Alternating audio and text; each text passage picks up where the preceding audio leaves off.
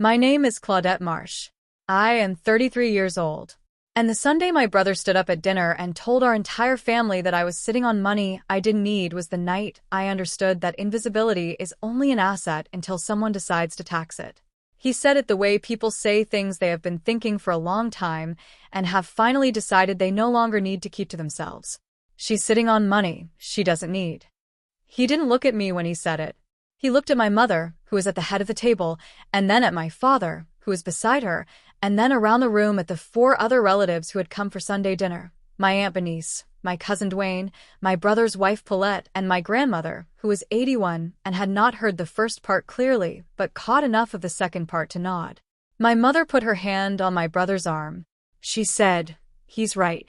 Family shares." My father looked at me from across the table and said, "Don't make this ugly." I picked up my glass, set it back down, picked up my fork, looked at it for a moment, and set that down too. Then I said, "No, just that word." I pushed my chair back, folded my napkin, set it beside my plate, and said goodnight to my grandmother, who was the only person at the table I kissed before I left. I drove home on a route I have taken so many times, I do not have to think about it. I parked in my building's garage, took the elevator to the 4th floor, and sat at my desk without turning on the overhead light. What none of them knew, not my mother, not my father, not my brother Derek, not Paulette, not Bernice or Dwayne or my grandmother who had nodded along, was that the commercial lease on the building where Derek's business operated had my name on it as the guarantor. Had always had my name on it. And that 3 days earlier, on a Thursday afternoon, I had typed and printed and signed a letter to the property management company notifying them that I would not be renewing my guarantee when the current term ended in 60 days. I had not sent it yet on Sunday. I sent it on Friday. I want to tell you how I got to that table because the dinner was not the beginning. It was the moment the whole structure became visible, the way a building's frame becomes visible only when someone starts taking off the walls. Derek is 5 years older than me. He is, and has always been, the person in our family who moved with the confidence of someone who expected things to work out, not because he had done the work to ensure they would, but because they always had before. Growing up, this read as charisma. He had friends easily, talked to adults without the careful editing most of us did, made things seem possible by the simple fact of announcing them. My parents responded to this the way parents sometimes respond to a child who fills a room with a particular quality of attention, the kind that becomes a habit and then becomes a policy. I was quieter, not shy, exactly, but calibrated. I watched how things worked before I moved inside them. I did well in school not because I was the most naturally gifted student in any room, but because I understood, earlier than most people my age, that preparation was a form of leverage, and that leverage was something you built before you needed it, not after. My father worked for 22 years as a parts manager at a regional auto supply company before the company was absorbed by a larger chain and his position was restructured out of existence.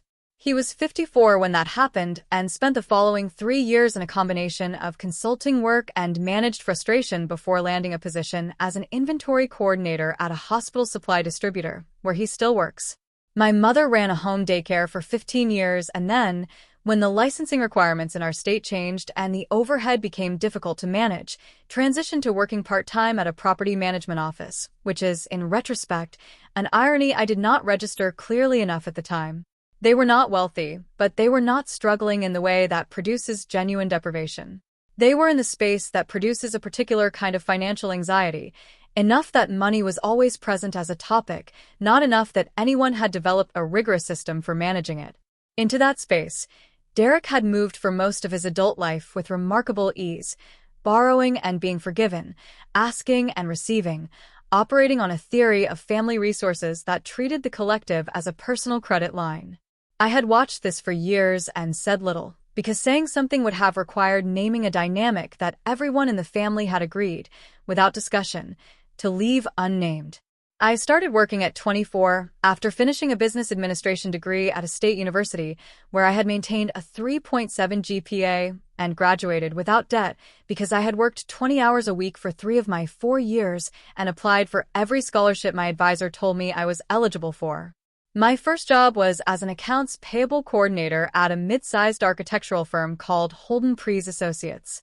I processed invoices, managed vendor relationships, and kept the firm's payment schedule clean enough that the controller, a precise woman named Margaret Fenn, told me at my 6-month review that I had made her job materially easier. I stayed at Holden Prees for 3 years. I learned how contracts worked, not in the abstract, but in the specific, granular way you learn things when you are the person who processes the paperwork. I learned what a personal guarantee meant on a commercial lease. I learned what exposure looked like. I learned what it meant to have your name on something. I left Holden Prees at 27 for a senior accounts position at a regional healthcare network called Briarwood Medical Group, where I managed a payment and reconciliation cycle covering 14 clinical locations and a combined annual vendor spend of $6.3 million.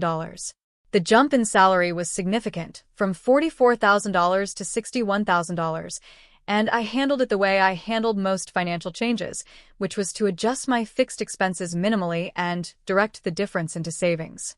By the time I was 30, I had $47,000 in a high-yield savings account and $18,400 in a separate investment account I had opened after reading enough about compounding to understand that waiting was its own kind of cost. Derek knew about the savings account in a general way. He knew I saved. He knew I was careful.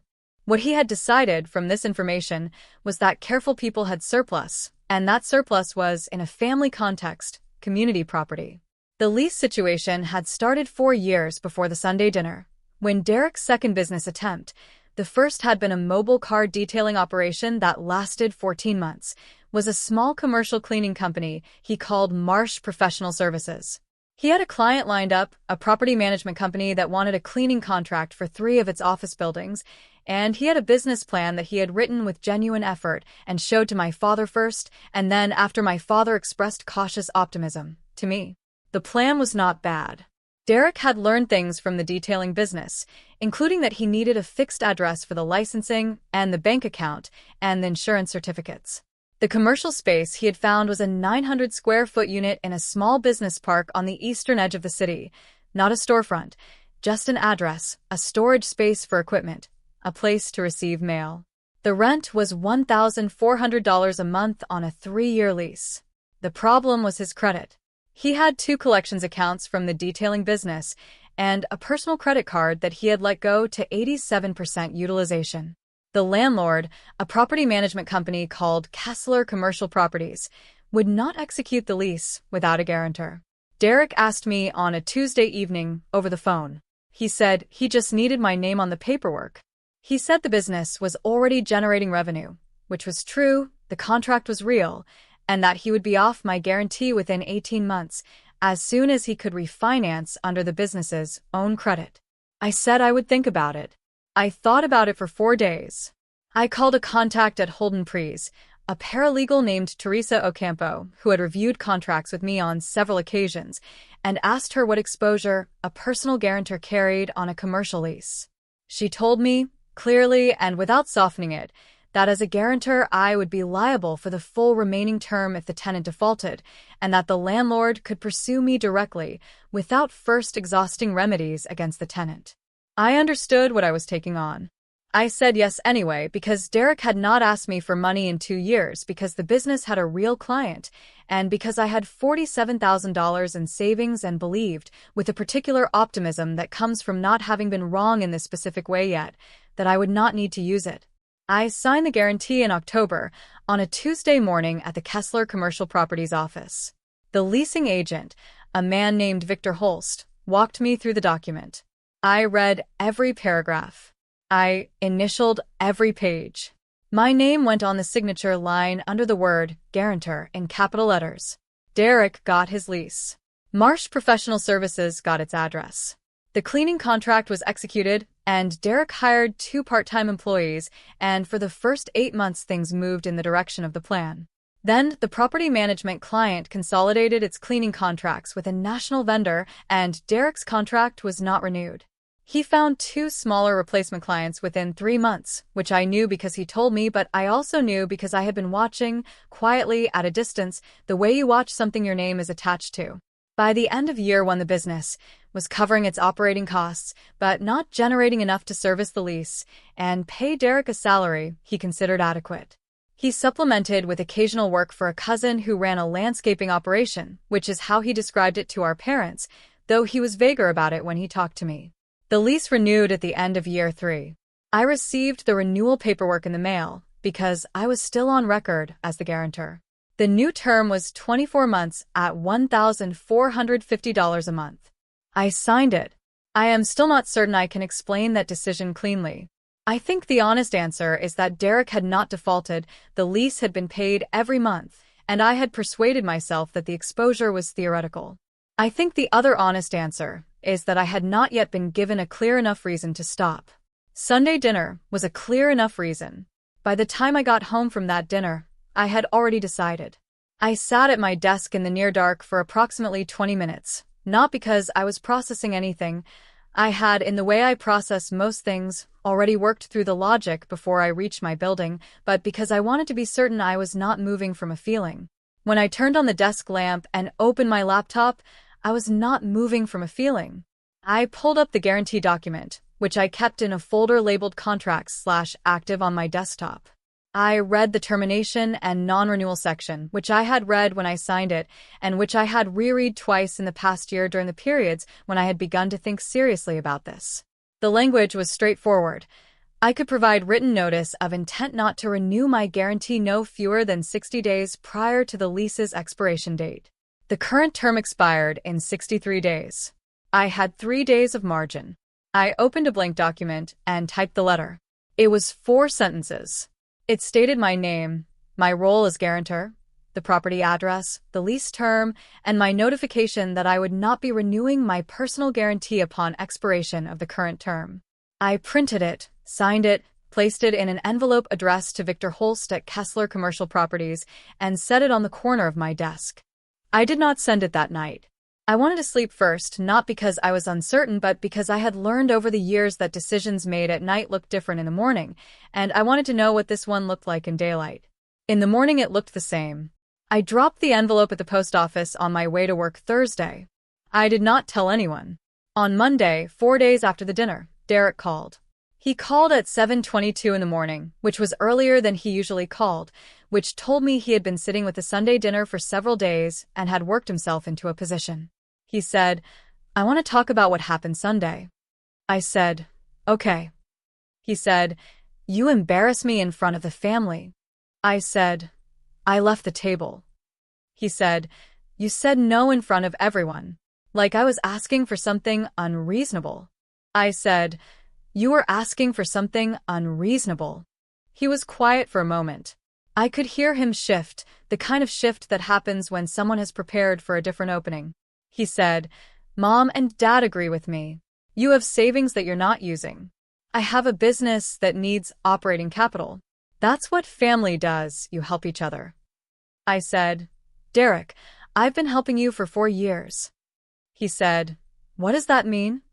I said, "It means what it means. I'll let you think about it." He said, "I don't know what you're talking about." I said I had to get to work, and I ended the call. He called again that evening. I let it go to voicemail. He left a message that was 6 minutes long, which I listened to once and did not return. My mother called on Wednesday. She opened with a question about whether I had eaten, which was her way of signaling that the call was not primarily about food. Then she said, "Your brother is struggling." I said, "I know." She said, "You have the means to help and you're choosing not to. I don't understand that." I said, "Mom, I want to have a real conversation with you about this, but I need you to know that I've already been helping in a way that you're not aware of, and I think before we talk about what Derek needs, we need to talk about what that has looked like." She said, "What are you talking about?" I said, "Can you and Dad come over Saturday?" She said yes, with the careful agreement of someone who is not certain what they were agreeing to. They came Saturday afternoon. My father sat on the couch. My mother sat in the chair by the window. I brought water and set it on the coffee table and sat across from them. I had a folder. Inside it was a single document, a copy of the commercial lease guarantee I had signed 4 years earlier, with my name and the property address and the term dates visible on the first page. Behind it was a 1-page summary I had typed, the date I signed, the monthly rent, the total exposure if Derek defaulted on the remaining term, and one line at the bottom that read, Notice of non-renewal submitted October 14th. Current term expires December 16th. I placed the document in front of my father first, because he had spent 22 years managing parts and understood paperwork at a cellular level. He picked it up. He read the first page. His jaw moved slightly, the way it moved when he was translating something into a number he understood. He turned to the second page. He said, You signed this. I said, For years ago. Yes. He said, You've been the guarantor on his lease this whole time. I said, Yes. My mother leaned forward and looked at the page my father was holding. Her hand moved to the edge of the coffee table and rested there. She said, Derek didn't tell us. I said, Derek may not have thought it was relevant. Or he may have decided it was better not to explain it. I don't know which. My father set the document down on the table between us. He looked at it for a moment with his hands on his knees. He said, What does the bottom line mean? The notice. I said, It means I've notified the landlord that I won't be renewing my personal guarantee when the lease expires in December. After December, if Derek wants to keep the space, he'll need to qualify on his own or find another guarantor. My mother said, What happens if he can't?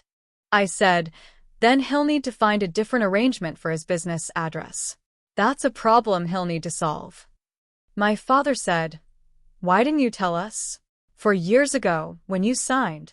I said, Because Derek asked me not to, and because I thought the business would stabilize. And because, honestly, I didn't want to have the conversation we're having right now. My father was quiet. My mother looked at the window.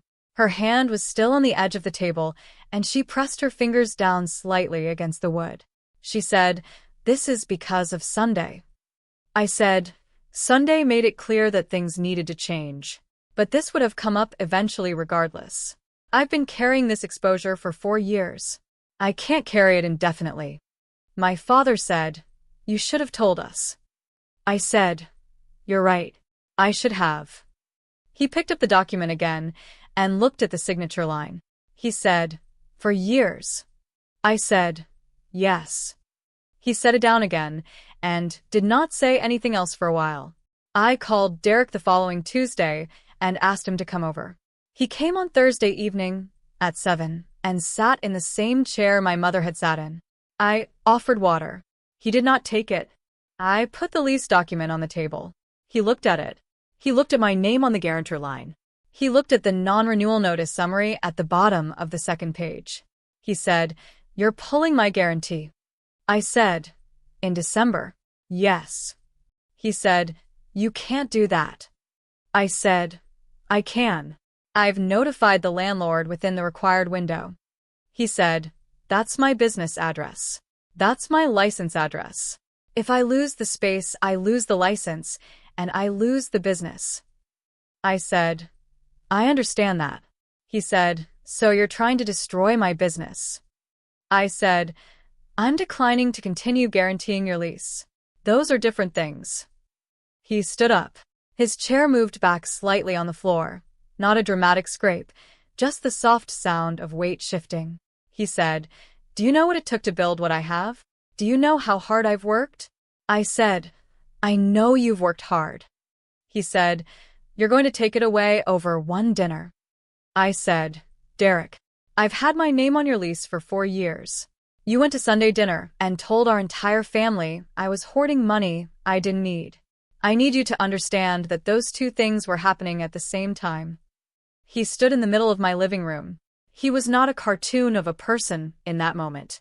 He was a man who had built something real on a foundation he had not examined closely, and who was now looking at the foundation. His arms were at his sides, and he was very still. He said, What do you want from me? I said, I want to have an honest conversation about what this has looked like. Not tonight, but soon. He said, And if I do that, you'll renew the guarantee? I said, I don't know yet. I know that the conversation has to happen first. He picked up the document from the table. He looked at it again at my name at the dates. Then he set it back down. He said, I didn't know you'd done this. I said, I know. He said, I thought the credit issue was just, I thought you knew, and it was fine. I said, I did know. It wasn't fine. I did it anyway because the business had a real client, and I believed in the plan. But I need you to understand that I've been carrying this the whole time. He sat back down. We talked for 2.5 hours that evening. I want to be honest that it was not a clean conversation. There were long silences, and there were moments where Derek said things that were not accurate and I corrected them, and he did not argue. There were moments where I said things I had not planned to say, about what it had felt like to sit at that table on Sunday, about what it had felt like to carry the guarantee for 4 years without acknowledgement, about the way my family had long since decided that my resources were available by definition and my needs were optional by nature. Derek listened. He did not agree with everything, but he listened in a way that was different from the way he had listened on the phone Monday morning, and I noted the difference. At the end of the evening, he said, "What do I need to do?" I said, "Start by telling Mom and Dad the truth about the lease. They deserve to know the whole picture." He said, "And then?" I said, "And then we talk about what a real arrangement looks like. Not a default, a decision. With my name on it because I've decided, not because you needed someone and I was the closest option." He said okay. He told my parents the following weekend. I was not there for that conversation. My mother called me afterward, and the call was quiet in a way that her calls rarely were. She said, "I didn't know." I said, "I know." She said, "He should have told us. You both should have." I said, "Yes." She said, "I said something unfair at dinner." I said, "You did." She did not say she was sorry in those words. What she said was, "I'll be more careful," which, from my mother, was a version of the same thing, and I accepted it as such. My father called 2 days later. He said, "I looked up what a commercial lease guarantee means legally." I said, "I know what it means." He said, "You took that on for him." I said, "Yes." He said, "I should have known about it." I said, "Yes." He said, "I'm going to talk to Derek about finding his own financing." I said, "That would be good." There was a pause, and then he said, "You're more like me than I gave you credit for." I did not know exactly what he meant. I thought about it for several days afterward. I think he meant that I had spent a long time doing something difficult without talking about it, and that he recognized the pattern because it was his too. December came. The lease term ended on the 16th. By that point, Derek had been in conversation with a business credit lender named Fowler Capital Group, which one of his clients had referred him to, and had qualified for a line of credit sufficient to satisfy the landlord's guarantee requirements. Kessler Commercial Properties executed a new lease directly with Marsh Professional Services, no personal guarantor required. My name came off the paperwork on December 15th, one day before the term expired. I did not celebrate this. I noted it, the way you note the end of something that has been running in the background for a long time, with a kind of structural relief, the particular quiet of a weight that has been set down so gradually.